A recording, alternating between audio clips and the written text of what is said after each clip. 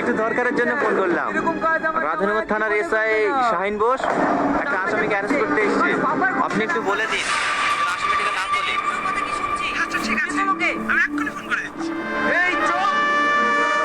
একটু দাঁড়ান স্যার। দাঁড়াবে মানে? এই তুই কে রে? তোর বাপ।